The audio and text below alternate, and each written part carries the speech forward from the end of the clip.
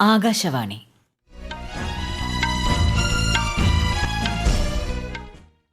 നമസ്കാരം.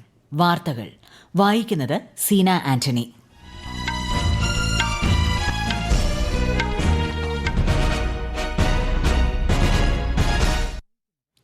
പ്രധാന വാർത്തകൾ.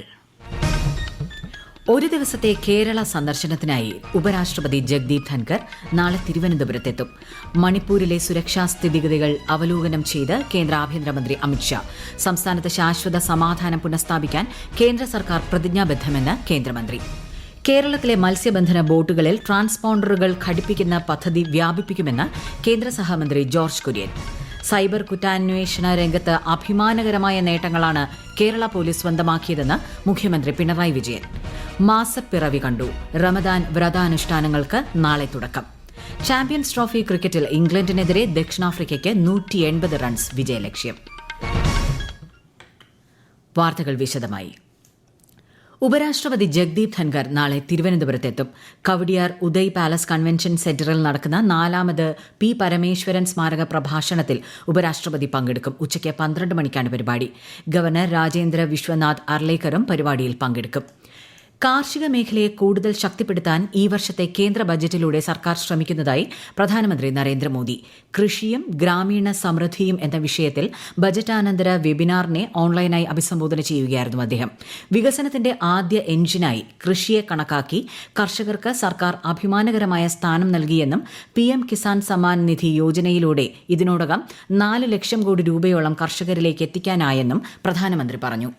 PM किसान सम्मान निधि योजना के तहत अब तक लगभग 4.25 लाख करोड़ रुपए किसानों को मिल चुके हैं। इतनी राशि करीब 11 करोड़ किसानों के खाते में सीधे पहुंचाई गई है। 6,000 रुपये सालाना की इस आर्थिक मदद से ग्रामीण अर्थव्यवस्था सशक्त हो रही है.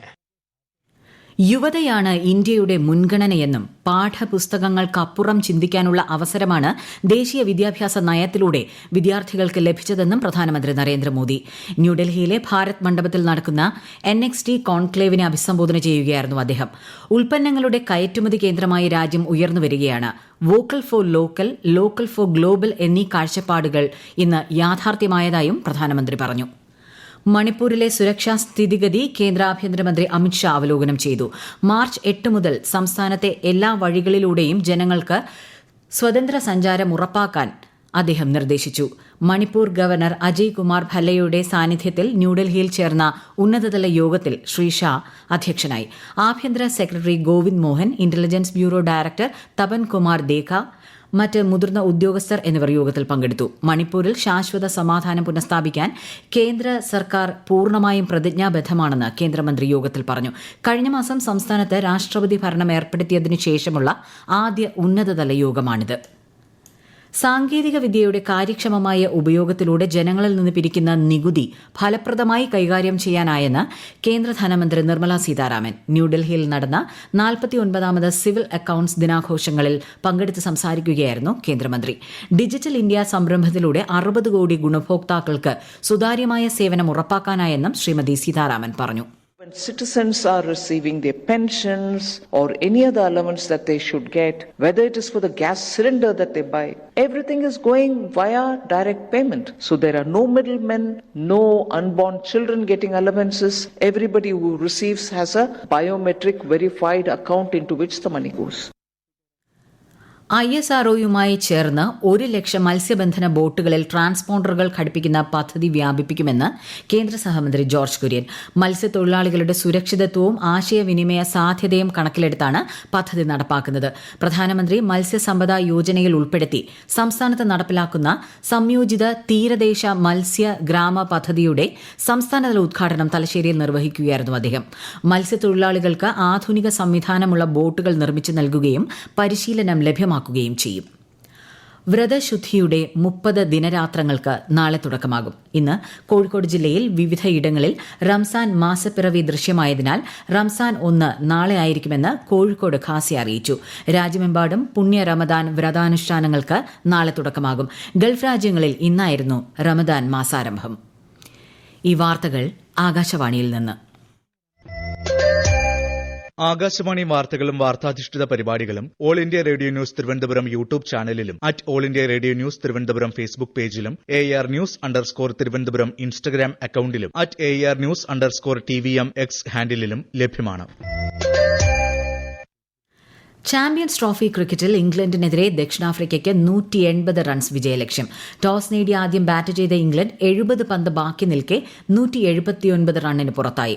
മറുപടി ബാറ്റിംഗ് ആരംഭിച്ച ദക്ഷിണാഫ്രിക്ക ഒടുവിൽ വിവരം ലഭിക്കുമ്പോൾ 17 ഓവറിൽ 2 വിക്കറ്റിന് 95 റൺസ് എടുത്തിട്ടുണ്ട്. പ്രാഥമിക റൌണ്ടിലെ അവസാന മത്സരത്തിൽ ഇന്ത്യ നാളെ ന്യൂസിലൻഡിനെ നേരിടും.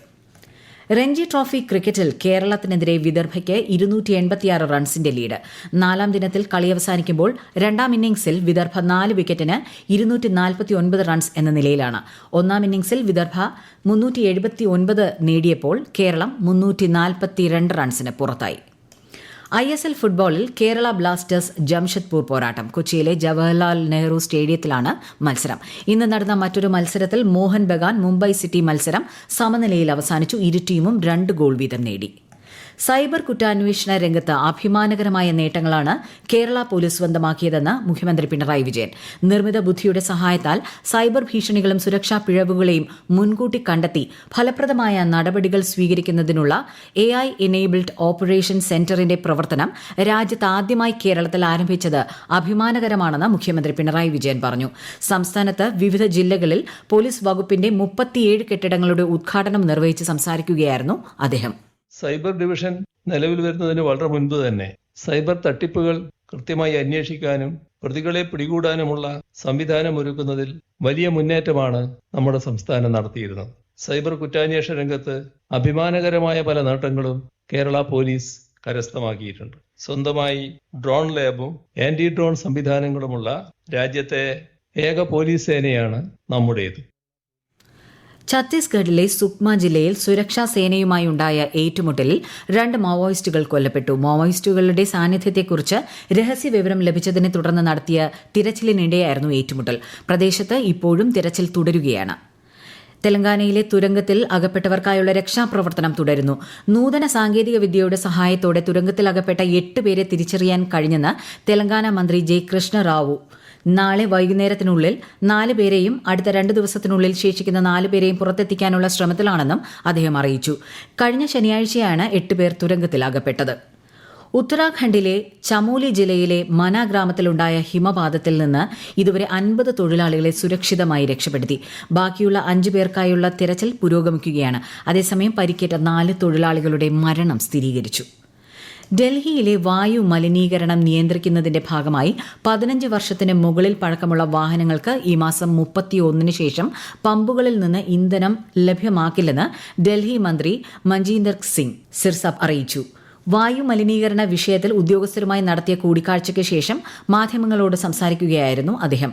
ഇത്തരം വാഹനങ്ങളെ കണ്ടെത്തുന്നതിനായി പ്രത്യേക ഉപകരണങ്ങൾ പമ്പുകളിൽ സ്ഥാപിക്കുമെന്നും അദ്ദേഹം പറഞ്ഞു.